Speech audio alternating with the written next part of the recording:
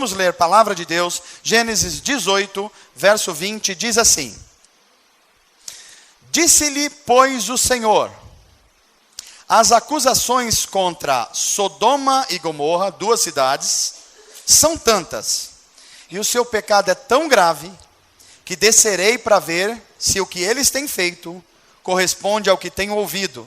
Se não, eu saberei. Os homens partiram dali. Esses homens, na verdade, são anjos, que depois a gente vai ver explicados no capítulo 19. E foram para Sodoma.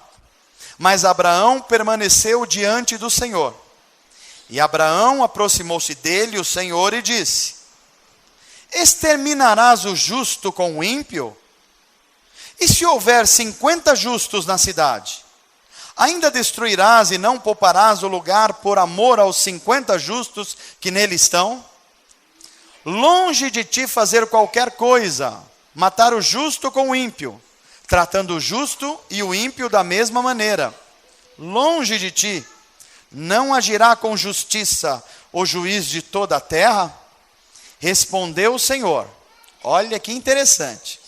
Se eu encontrar 50 justos em Sodoma, o que acontecerá?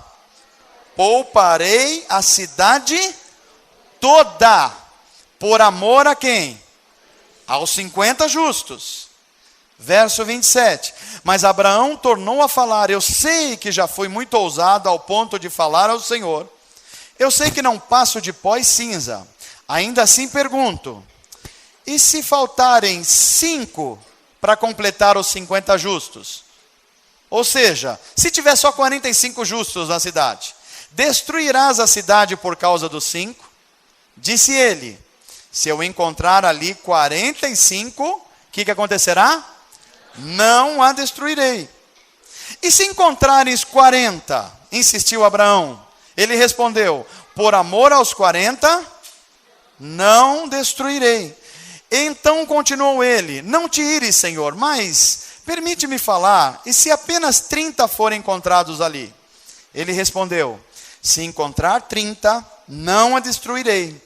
Prosseguiu Abraão: agora que já fui tão ousado falando ao Senhor, pergunto: e se apenas 20 forem encontrados ali?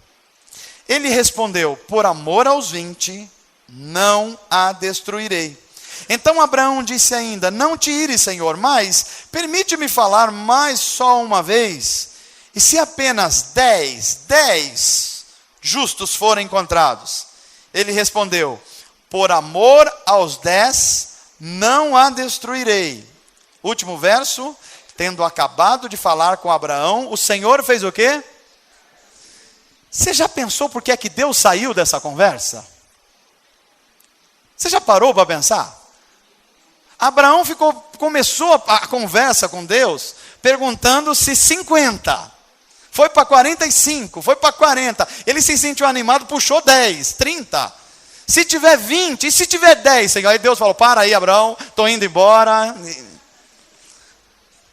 A minha impressão é que se Abraão continua a falar, essa conta ia baixar.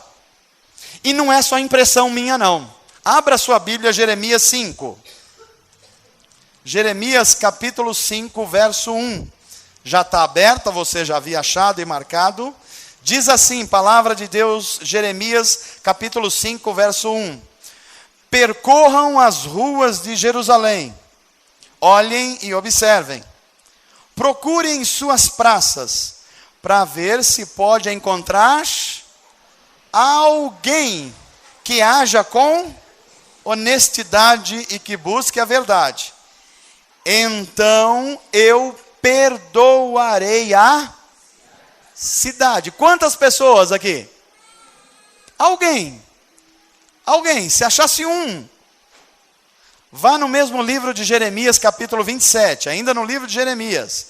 Eu não pedi para você marcar, porque está no mesmo livro. 27. Jeremias 27, verso de número 7.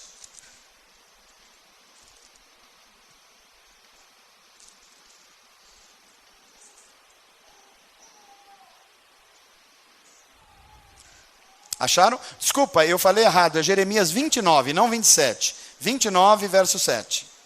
Jeremias 29, verso 7. Que diz assim: busquem a prosperidade para a qual eu os deportei, e orem ao Senhor em favor de quem? Dela, a cidade. Porque a prosperidade de vocês depende da prosperidade de quem? Da cidade. Palavras de Deus à nação de Israel, falando de Babilônia. De Babilônia. E agora o último verso bíblico que nós vamos ler, Provérbios 11. Que já estava marcado por você, Provérbios 11, verso 11. Diz assim: pela bênção dos justos, a cidade é exaltada, mas pela boca dos ímpios, ela é destruída. Amém. Vamos orar. Deus, nosso Pai amado, te agradecemos pela tua palavra. Ela nos dá luz, direção, ela nos dá tudo aquilo que precisamos. Pedimos que o teu Espírito Santo a torne viva em nós. Produza em nós tudo aquilo que o Senhor preparou para essa igreja, para essa comunidade nessa noite.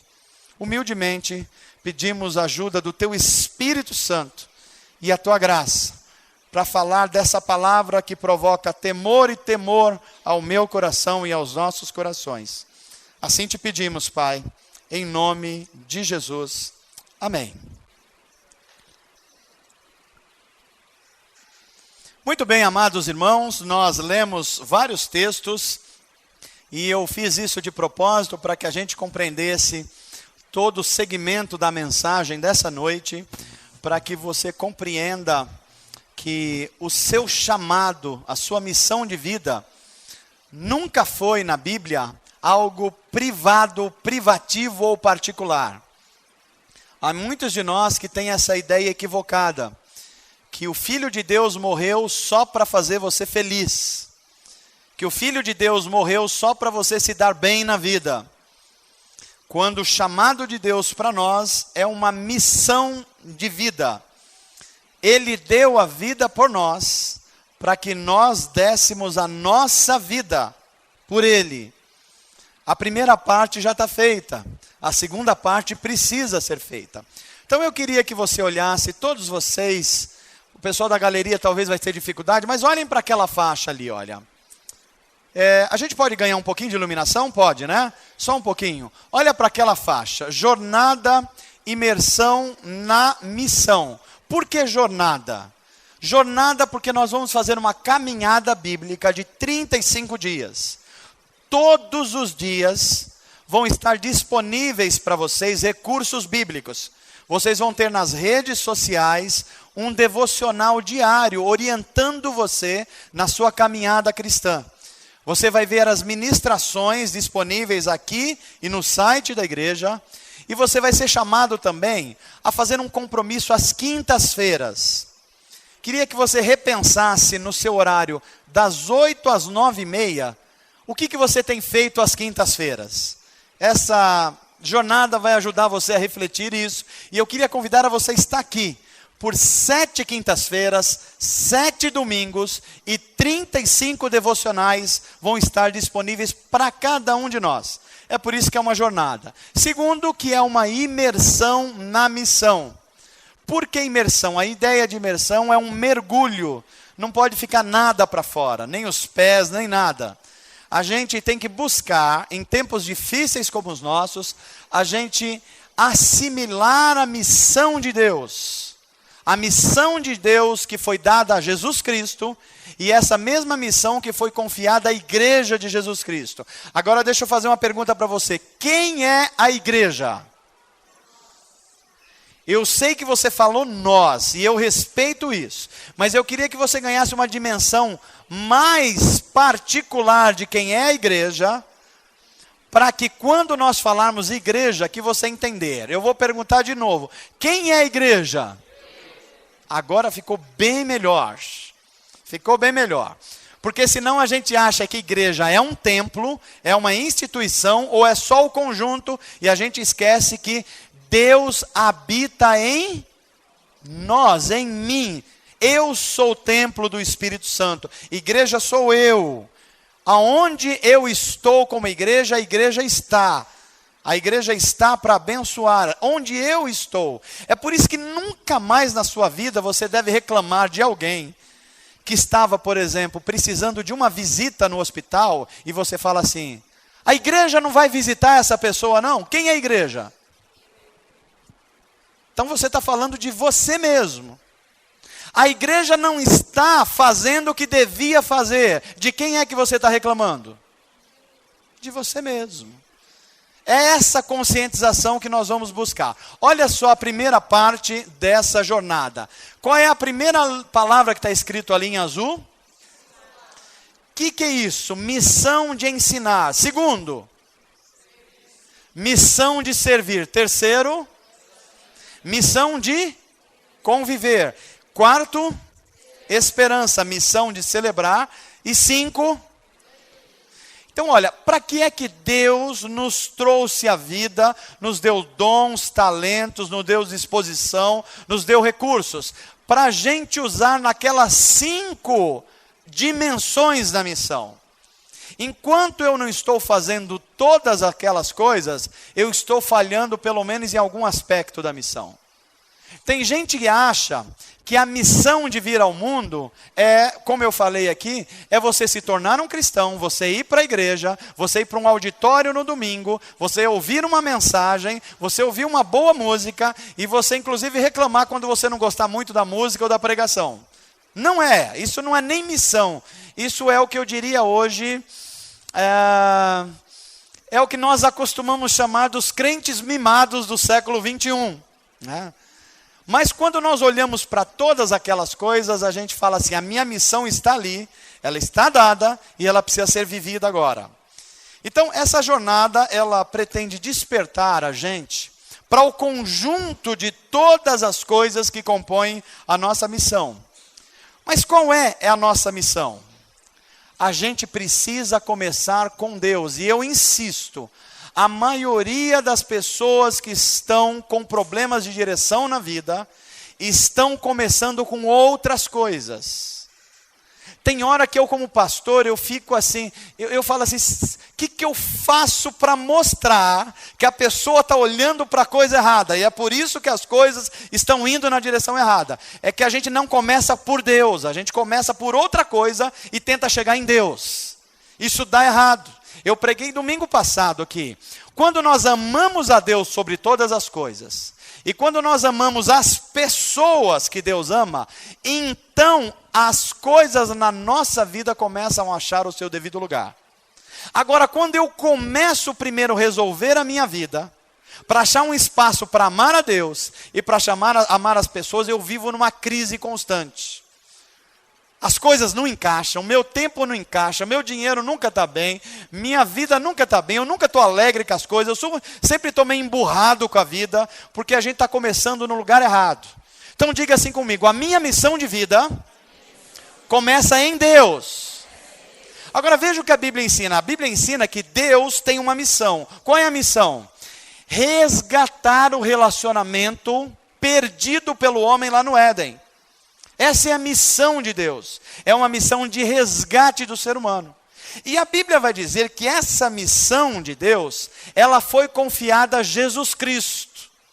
Jesus recebeu essa missão do Pai. E essa missão ele encampou como objetivo de vida. Perceba que nada do que Jesus tenha feito nesse mundo foi dissociado dessa missão. Jesus curou gente, Jesus expulsou demônios, Jesus curou cegos, deu pernas sadias para coxos. Jesus expulsou pessoas perturbadas, espíritos malignos. Fez tudo isso. Ele deu pão para quem estava com fome. Ele fez tudo isso. Por quê? Porque a missão de vida estava muito clara na vida dele. Agora, a missão que é de Deus e que foi confiada a Jesus, também foi confiada a quem mais? A igreja de Jesus. É por isso que os evangelistas vão dizer assim, portanto, ide pelas nações e os ensinem. O que é isso? É Jesus nos ocupando da mesma missão que é de Deus, que é do Deus Filho, que é da igreja. E hoje nós já descobrimos aqui que quem é a igreja? Sou eu. Então, na verdade, a missão de resgatar todas as coisas é minha também. Deus me chama para o privilégio de trabalhar com Ele nessa missão de resgatar o mundo e todas as coisas. Quando nós pensamos assim, todas as outras coisas vão ganhando o seu devido lugar. Vida profissional ganha uma direção. Porque você olha para a sua vida profissional, não é como o fim último da sua vida. Você olha e fala assim, como é que na minha vida profissional eu vou glorificar a Deus e cumprir a minha missão? Perceberam a diferença? A sua vida espiritual, o que você chama de vida espiritual, o que eu nem gosto de chamar, porque para mim não existe vida espiritual, é outro problema. A gente acha que vida espiritual é no domingo, e aí a gente se torna outra pessoa na segunda-feira, a gente esquece da missão. O que você é na segunda-feira? Eu sou um trabalhador. Não. Você é alguém em missão do mesmo jeito que no domingo. O que mudaram foram os ambientes. Então, quando a gente olha para todo esse encadeamento de missão, nós olhamos que Deus nos chamou para fazer a sua missão. Qual é? Resgatar os seres humanos e reconciliá-los de novo com Deus através de Jesus Cristo. Mas a pergunta relevante para os nossos tempos também hoje é: onde é que eu vou fazer a minha missão? E aí vem a Bíblia Sagrada e responde essa pergunta em Mateus 28, palavras de Jesus. Portanto, vão, há um verbo, vão, não fiquem parados, não fiquem nos seus lugares, não é porque vocês foram abençoados que vocês resolveram o problema, portanto, vão e façam o quê? Discípulos. Olha esse primeiro item aqui, ó. Vão e façam discípulos. O que é discipulado? É a missão de ensinar. O chamado de Jesus é: vão e façam discípulo de todas as nações. A pergunta que nós estamos tentando responder era: aonde é que eu faço missão? Fazer uma pergunta para você. Você sente o chamado de fazer missão na Etiópia? Fale sinceramente. Sudão, alguém? Agora deixa eu melhorar. Em Paris, que tal?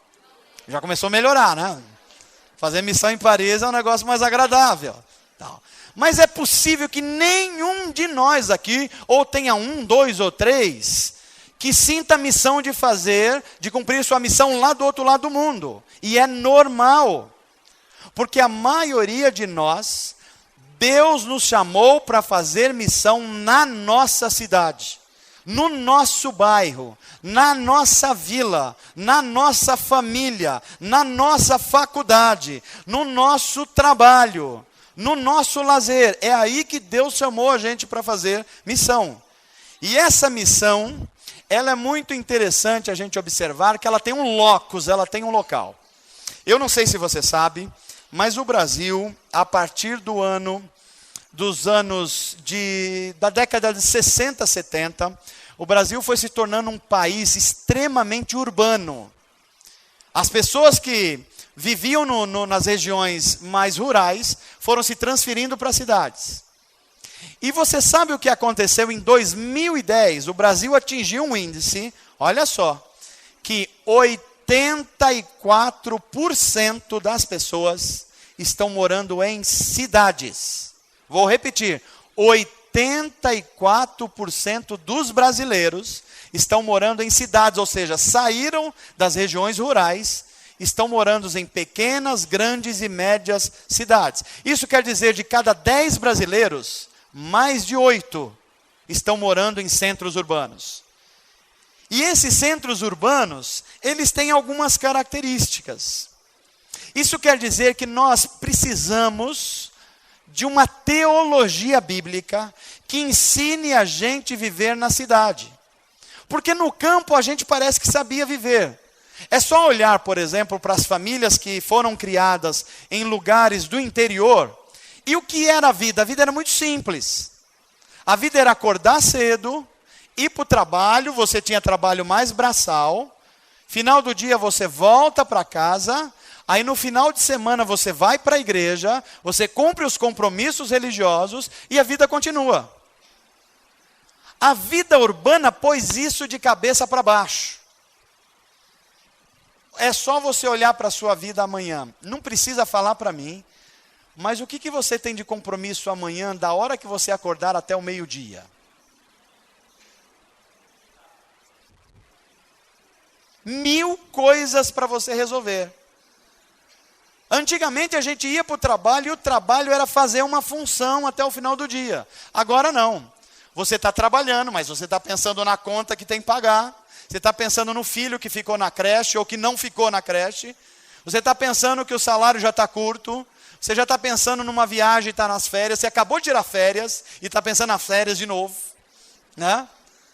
A cabeça está 1000 por hora. Como é que a gente busca subsídios na palavra de Deus para viver nos ambientes da cidade?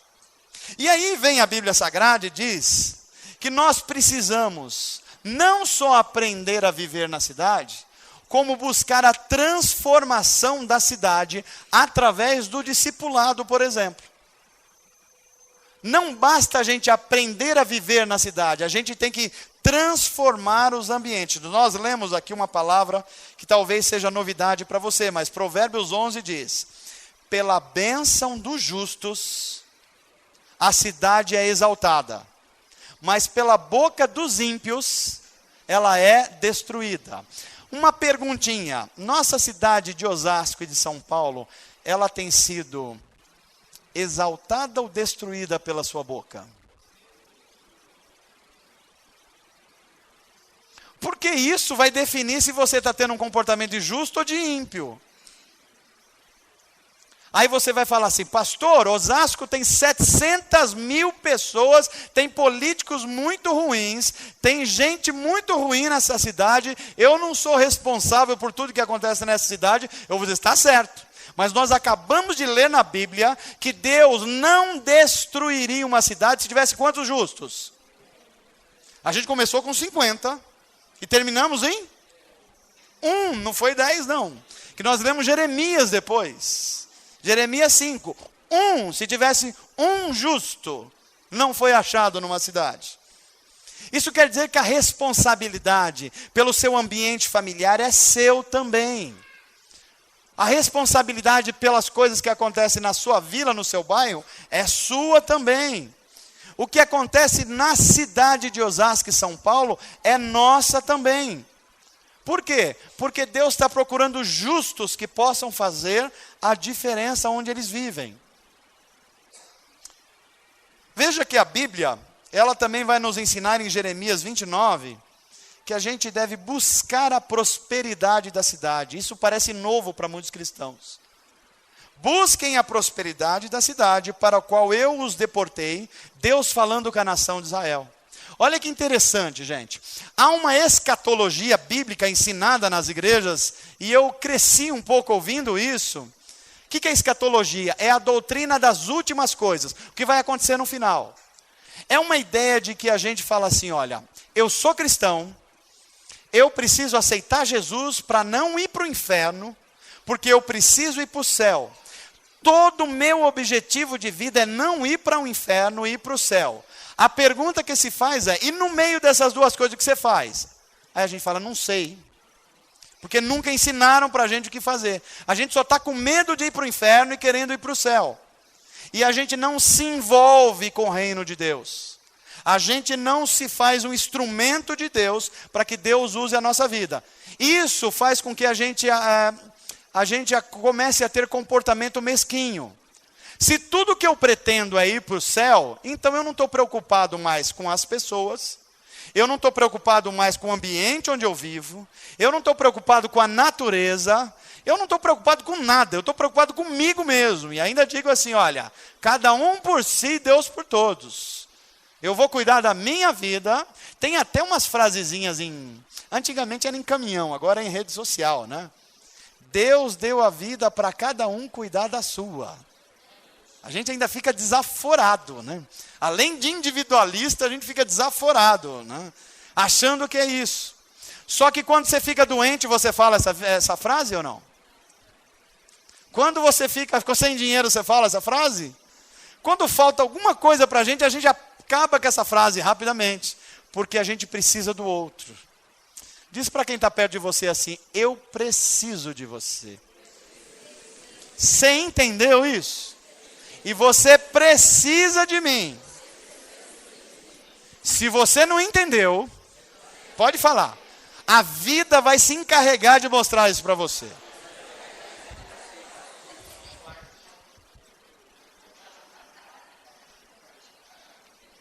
Por que é que nós precisamos aprender a viver nas cidades? Porque é onde as pessoas vivem. Agora, o que significa cidade para mim e para você? Quando eu estou falando cidade aqui, eu não estou me limitando à cidade de Osasco e nem à cidade de São Paulo. A Bíblia chama de cidade o ambiente onde você vive. Pode ser um vilarejo, pode ser um ambiente familiar, pode ser a vila, pode ser o bairro. E você tem que orar por essa cidade. Você tem que desejar a paz, ser um pacificador nesse ambiente. E se você for justos, a bênção de Deus pode chegar a essa localidade por causa da sua vida. Você é um abençoador da cidade. É isso que a Bíblia está ensinando.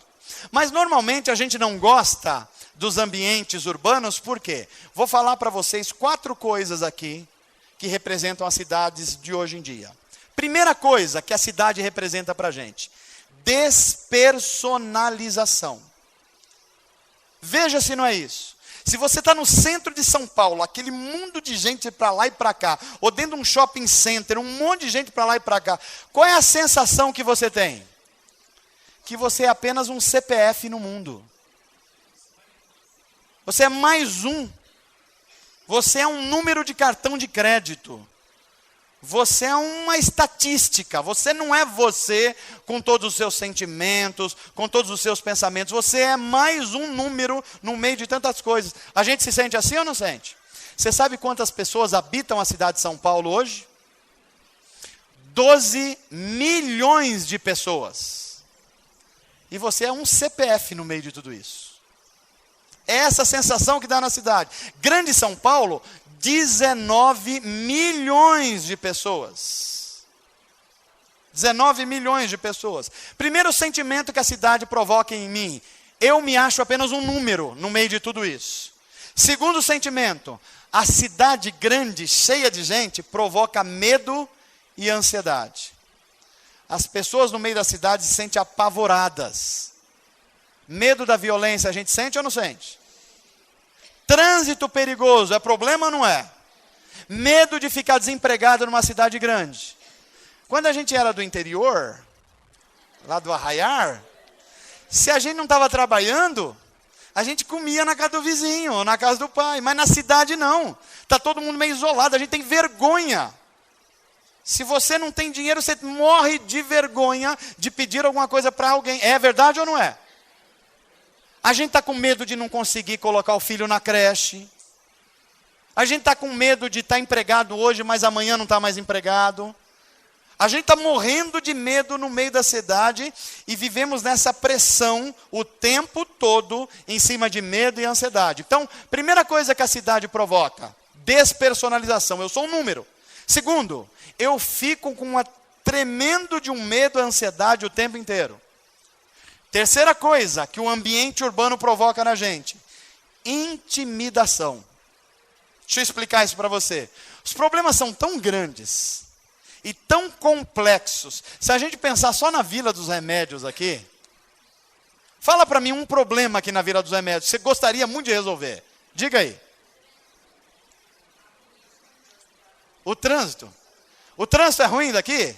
Só é passar 6 da tarde. Não precisa ser 6 da tarde, não. Qualquer horário. E vai piorar. Porque tem uma galera vindo morar aqui nos predinhos. E eles estão no direito dele de vir morar aí. Imagina como vai ficar. E parece que compraram o estacionamento ali também para um outro conjunto residencial. Então segura a Vila dos Remédios, vai bombar. E vai bombar de problemas. Segurança tá bom aqui na nossa região? Essa semana mesmo chegou o telefonema, eu estava aqui, a Juliana estava também, que tinham assaltado alguém aqui perto, um comércio. Tem meninos de rua por aqui? Tem gente fumando crack? Tudo isso não causa intimidação na gente?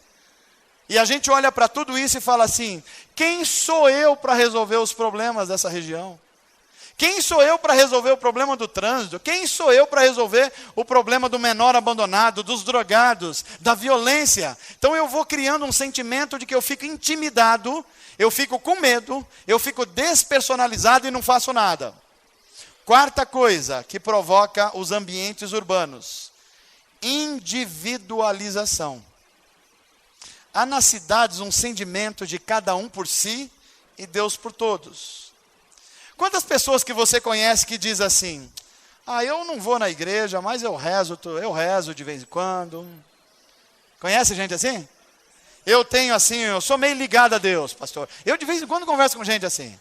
O senhor é pastor? Sou. Eu não sou não, mas sou muito ligado a Deus. Eu falei, estou vendo. Eu não sou tão ligado quanto você, parece que você tem muito mais intimidade, né? Estou vendo. Por quê? Porque as pessoas vão individualizando tudo, inclusive a sua fé. Aí vivem aquilo que eu chamaria de religião self-service. Quando você vai comer self-service, você não pega só o que você quer? Um pouquinho vai virando, aí fica aquela coisa horrorosa no prato, assim, né? Você não sabe se é massa, se é carne, é uma confusão toda, assim, no prato. E tem muita gente fazendo assim com a religião. Eu gosto dos evangélicos disso, então eu puxo. Dos católicos eu também gosto um pouquinho, aí eu puxo. Tem um negócio do espírita lá, que eles fazem uma obra social, acho legal também. Então, eu puxo para o meu self-service. E sei lá, tem um negócio lá do budismo, que é fazer eu acho legal aquilo lá também. Então, eu puxo aqui, aí fica assim. O que você é? Você fala, eu não sou nada e sou tudo ao mesmo tempo. Estou nessa aí da self-service. Só faço aquilo que me interessa. A cidade se tornou assim.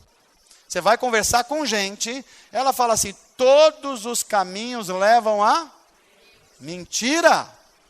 Mas as pessoas falam. Elas falam. Eu rezo, eu tenho... Tem uns que parece que tem tanta intimidade com Deus, falam assim: eu falo muito com um cara lá de cima. Eu imagino que seja o cara do apartamento de cima, porque não pode ser outra coisa. As cidades, então, se tornam assim: gente despersonalizada, eu sou um número, gente medrosa e cheio de ansiedade, gente que é individualista e vai fazendo só o que quer, e gente que fala assim: olha, eu não consigo resolver os problemas são grandes demais, então eu não vou fazer nada, eu vou cuidar da minha vida e seguir na minha toada. O problema é que a Bíblia Sagrada vai dizer que nós, como justos, somos responsáveis pelo ambiente nas cidades. Diz para quem está perto de você assim: a sua família também é problema seu. O seu bairro também é problema seu.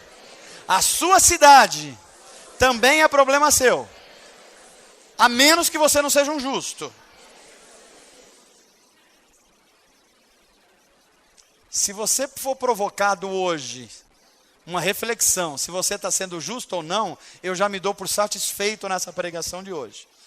Mas deixa eu compartilhar em alguns minutos como é que a gente lida com esses problemas.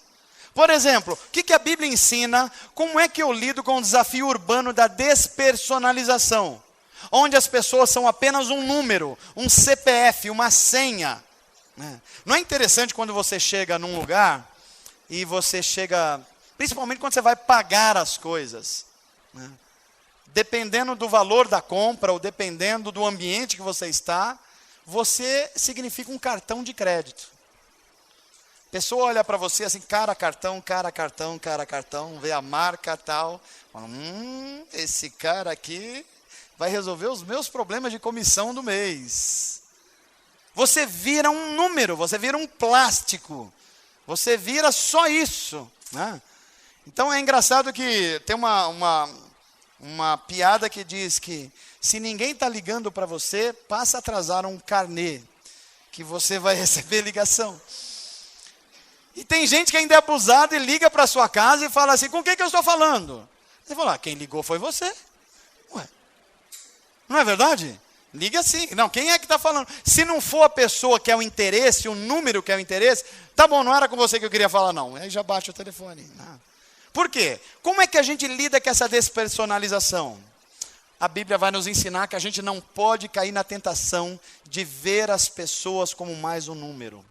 A igreja de Jesus Cristo, ela foi chamada para formar um relacionamento, para ser um exemplo para o mundo, de pessoas que não consideram as outras pessoas apenas pelo que elas têm de cargo, pelo cartão de crédito dela, pelo número dela. Pessoas custaram a vida do Filho de Deus. Toda pessoa na cidade é importante, meu irmão. Toda pessoa feita à imagem de Deus é importante. É por isso que a Bíblia vai usar uma das figuras mais lindas para falar o que é igreja. Igreja é um corpo. Deixa eu perguntar para você, o que é mais importante no seu corpo? Sua mão direita ou sua mão esquerda? E entre o seu pulmão e o seu fígado, o que é mais importante? Percebe que não tem exclusão num corpo? Se você estiver bem aqui, mas a sua unha do mindinho estiver encravada, você não fica incomodado? Por quê? Porque você é um corpo. E corpo, ele está todo interligado. É por isso que a igreja precisa ser um ambiente, corpo, onde quando um está sentindo dor, o outro também sente aquela dor. Quando um se sente abatido, o outro tem que chegar e abraçar, falar, meu irmão, eu sei o que é isso, porque eu também passo por isso, e eu quero dar um abraço em você. Eu não conseguir resolver todos os seus problemas, mas se o seu problema era um abraço, ele está resolvido agora. Toma cá um abraço gostoso. Amém, gente? Você já abraçou alguém hoje? Cuidado que você está virando um número. Você está tratando as pessoas como um número perto de você. Isso pode acontecer muito em famílias. O que é a esposa? A esposa é uma prestadora de serviços do lar, virou um número. E o marido é o provedor do dinheiro do mês, virou um número também. Aí você vai beijar, beija um número. Beija um cifrão. Já viu? Beija um cifrão. E o outro beija uma empregada doméstica. Porque não é mais gente, foi despersonalizado. E a Bíblia está dizendo assim, nós somos um corpo, corpo sente, e a gente precisa ensinar a cidade a viver esse valor intrínseco. Toda vez que tiver gente caída na rua, toda vez que tiver uma fila num lugar, toda vez que tiver um problema de segurança pública, nós devemos como justos denunciar e orar pela cidade. Senhor, coloque pessoas justas nos locais de autoridade. Eu posso ser um cidadão que posso denunciar isso. O problema do outro é um problema meu também. Por quê? Porque ele é feito à imagem de Deus tanto quanto eu sou. Diga assim comigo, Senhor Jesus, me ensina a ser um agente de Deus na cidade. E tratar as pessoas como gente e não como número. Você vai se lembrar disso? Talvez no final do culto você já vai ter oportunidade de fazer isso. É só você lembrar quem que você cumprimenta muito no final do culto. Se são o João, Pedro e Maria, que você faz isso há 5 anos aqui na comunidade Atos. Ou você já conhece o nome de alguém. Queria desafiar você no final desse culto hoje. A olhar para alguém que você não sabe o nome. E falar assim, você é tão corpo de Cristo quanto eu. Quero saber qual é o seu nome e te dar um abraço hoje. Amém, gente? Amém, gente? Amém. Por quê? Porque nós vamos ensinar a cidade como é que a gente trata um ser humano. Imagina uma igreja que só trata os seres humanos que a gente gosta mais. Que tem mais dinheiro. Que tem mais estudo. Não é mais igreja. Se tornou tão mundo quanto o mundo é. Mas eu creio que Deus está chamando um povo que trata a gente como gente à imagem e à semelhança de Deus. Amém, gente? Segunda coisa, como é que a gente resolve o problema do medo e da ansiedade, que é típico das cidades? A Bíblia vai nos ensinar que a igreja precisa ser símbolo de libertação. Me preocupa às vezes olhar para os cristãos e parece que os cristãos estão sendo os atores e atrizes daquele filme, mulheres à beira de um ataque de nervos. É claro que a Bíblia diz que no mundo nós teremos aflições. Mas tem alguma coisa de muito errado com um cristão que vive numa constante ansiedade. Tem algo de muito errado com um cristão que vive com um constante mau humor. Tem algo de errado com um cristão quando ele vive com um constante individualismo. Por quê? Porque a Bíblia vai ensinar que nós devemos ser a sal da terra e luz do mundo num ambiente em que todo mundo está ansioso. A igreja precisa ter uma palavra de esperança. Eu fico pensando nos desafios, eu já me peguei isso em local de trabalho, um monte de gente com palavras de desesperança, um monte de gente falando o Brasil vai de mal a pior, está tudo errado, esse país nunca vai para frente, essa cidade não presta. Daqui a pouco eu comecei a embarcar, e daqui a pouco eu falei, peraí, quem eu sou mesmo? Onde está a minha confiança mesmo? De quem é que eu sou discípulo? Para que eu fui chamado? E eu me lembro que a mensagem de Jesus é uma mensagem de esperança. Vinde a mim os cansados e oprimidos. É a nossa sociedade. E eu vos aliviarei. Se eu sou um cristão legítimo, eu tenho que levar uma mensagem de esperança às pessoas. É verdade que de um tempo para cá, as igrejas fizeram alguma coisa que tem o seu valor, mas não basta. Por exemplo, as igrejas criaram as tardes da fé, tardes da esperança, tardes da bênção. Isso é bom, mas é uma coisa voltada só para a igreja. O que a gente precisa? Mais do que uma tarde da fé, a gente precisa ter fé nas tardes. Na tarde do seu ambiente de trabalho, na tarde lá da sua casa, você precisa ser um agente de fé. A gente precisa de tardes de esperança, isso é bom, mas não é suficiente. A gente precisa ter esperança naquelas tardes que está todo mundo sem esperança. Tarde da bênção é bom? É muito bom. Mas a gente precisa ser uma bênção nas tardes de muitas pessoas. A gente precisa ser bênção na tarde do nosso trabalho, na tarde da nossa casa, na tarde da criação dos nossos filhos. Foi Jesus quem disse assim, que vocês conhecerão a verdade, e olha o poder da verdade, a verdade vos... Como é que a gente liberta a cidade do medo e da opressão? É fazendo com que eles conheçam a verdade. Se eles conhecerem a verdade, eles serão libertos. Agora, para libertar, a gente primeiro precisa viver a verdade. Diga assim comigo, Senhor Jesus, liberta a cidade, mas começa comigo, para que eu liberto, possa libertar os ambientes onde eu vivo, para a glória de Deus. Terceira ferramenta bíblica, como é que eu venço o desafio da intimidação das pessoas na cidade? Os problemas são tão grandes que eu não sei por onde começar. Aí vem a Bíblia Sagrada e nos ensina, a igreja precisa ser um símbolo de fé. Não é possível que os cristãos sejam pessoas amedrontadas, intimidadas, diante dos problemas que afligem a vida das cidades. Somos nós, eu e você, que temos fé em Jesus. E somos nós que devemos ser os primeiros a nos levantar diante das situações que parecem impossíveis e a gente lembrar a cidade que nós vivemos por fé e não por vista. Só que muitas vezes nós cristãos estamos olhando para o que a gente vê e dizendo o quê? Não tem jeito, não dá, sempre foi assim, todo mundo é corrupto. O país não vai para frente, nunca ninguém fez nada, você está vivendo por vista. E a Bíblia manda você andar por fé. E o que é fé? É a firme certeza das coisas que você não está vendo. E a confiança das coisas que você nem sabe que existe ainda. Fé é você andar pelo que a palavra de Deus diz, e não o que a Folha de São Paulo diz. Fé é você viver pelas promessas em Jesus Cristo, e não o que a internet diz.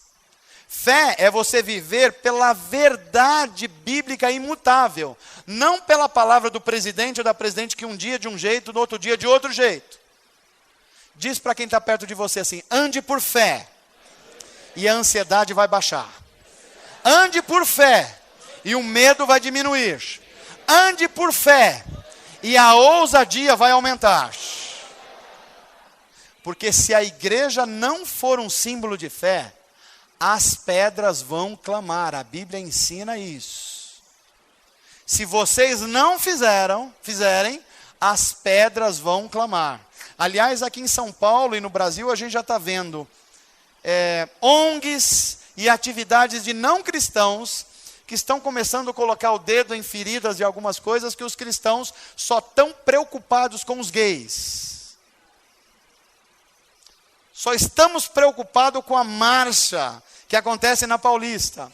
Mas tudo bem as crianças na rua, tudo bem, a gente nem discute se a maioridade penal baixar é bom ou não. A gente não sabe onde vai colocar esses meninos de 16, 17 anos, porque não tem lugar para colocar eles. A gente não discute isso. A gente não discute a fome no Brasil. A gente não discute a injustiça. A gente não sai para a marcha contra a corrupção. Mas apareceu um gay fazendo alguma coisa, nós nos levantamos e falamos que nós somos gente de valores e não aceitamos isso. Engraçado que quando eu leio a Bíblia Sagrada, tem um quarteto de necessidade que lá não estão os gays. Lá está o pobre, o desassistido, o estrangeiro, a viúva. Que Tiago fala, a verdadeira religião é você cuidar dos injustiçados. E ter voz para quem não tem voz. Dar voz para quem não tem voz. E pelo exemplo dos cristãos na cidade, o mundo vai reconhecer a nossa força. Eu fico muito contente que ontem a gente tenha feito uma festa como aquela, e ao final eu ouvi de várias pessoas.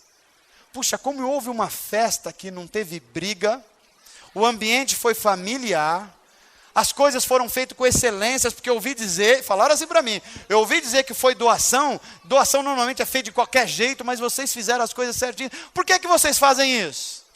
A única resposta que eu pude dar é porque a gente é de Jesus.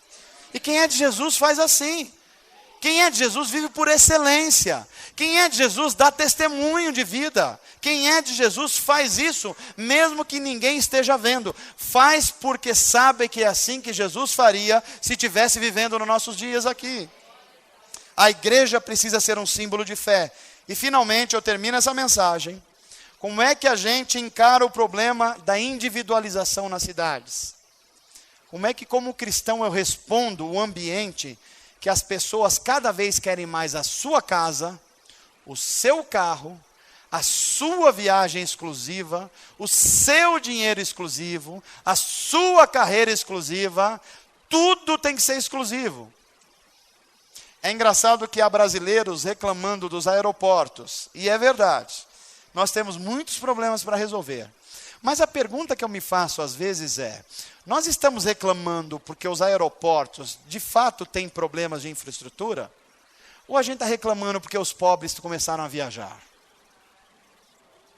E antigamente eu tinha uma sala VIP porque eu tinha um cartão de crédito e o seu João dos alface, que não conseguia viajar, agora está conseguindo viajar, e ele lota o aeroporto e eu tenho que pegar fila junto com ele.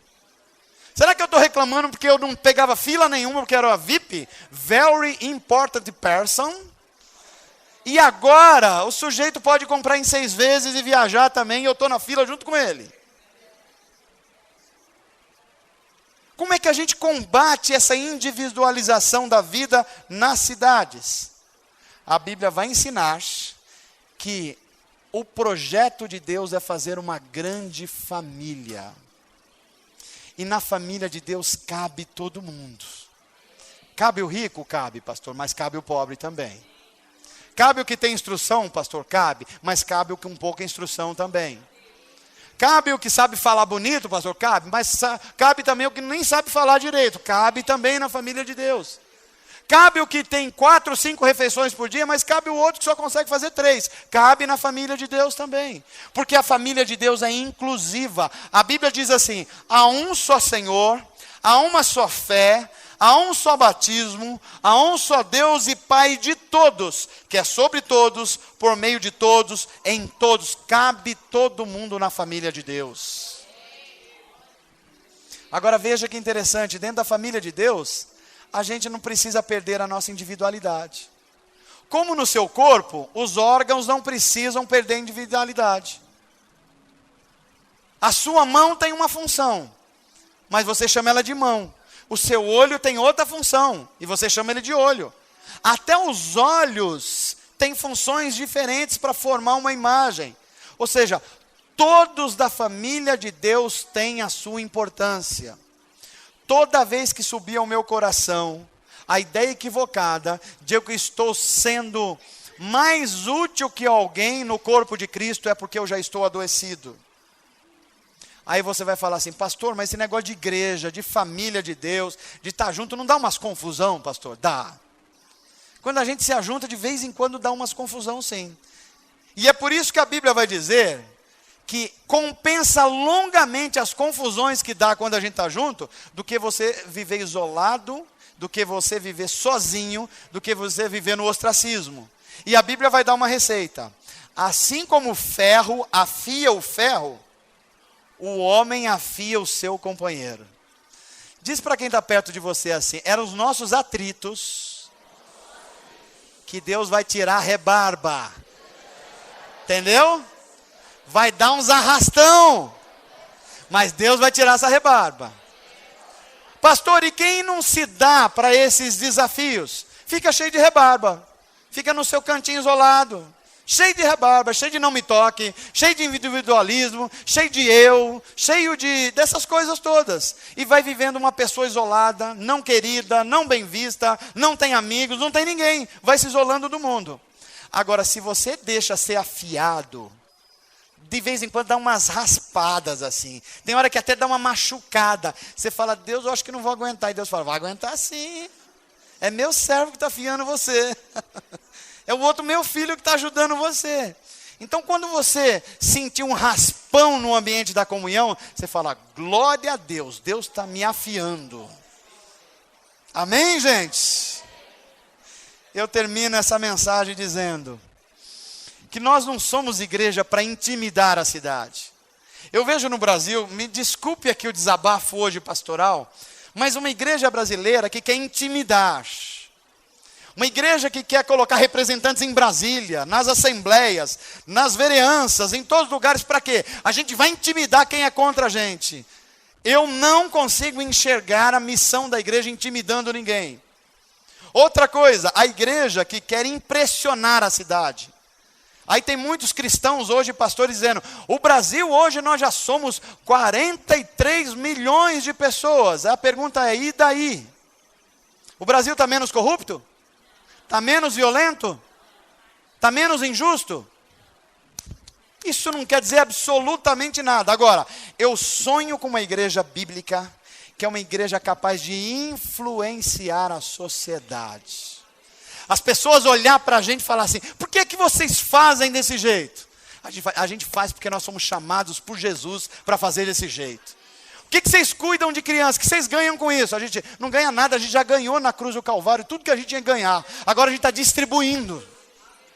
O que vocês ganham ajudar uma clínica de recuperação? Gente que não se recupera, daqui a pouco volta para a droga. A gente fala: a gente não ganha nada, porque o que a gente quer fazer é trazer essas pessoas para a família de Deus. Eles estão com dificuldade, mas Deus também veio salvar eles. Eles cabem na família de Deus. Quando as pessoas perguntarem para a gente: por que vocês fazem uma festa que o pessoal chama de quermesse, que tem briga, que tem bebida alcoólica, que tem gente acertando conta, e na festa de vocês é um ambiente familiar de alegria? É porque a gente aprendeu com Jesus Cristo que todo ser humano tem valor. Então todo mundo pode chegar na nossa roda, que é bem-vinda, é a roda da família de Deus. E agora, pastor, agora é com você que é a igreja. Onde é que você vai viver essa missão de ensinar o discipulado cristão? Naquela conversa de ônibus que você tem 40 minutos até o seu trabalho, e a pessoa vai do seu lado contando um problema. Deus está dando a oportunidade de você ensinar sobre o reino de Deus. E agora, pastor, é comigo? Debaixo daquela árvore, naquela conversa no parque, com uma pessoa abriu um assunto que estava com uma crise no casamento. Olha a oportunidade de Deus de você para ser bênção para a cidade. Sabe aquela conversa informal com um colega de trabalho que está desiludido da vida e está com palavras e pensamentos até suicidas? É Deus abrindo a oportunidade para você discipular a cidade. Deus está chamando cada um de nós e a todos nós para ser discípulos de Jesus, transformadores do ambiente em que a gente vive.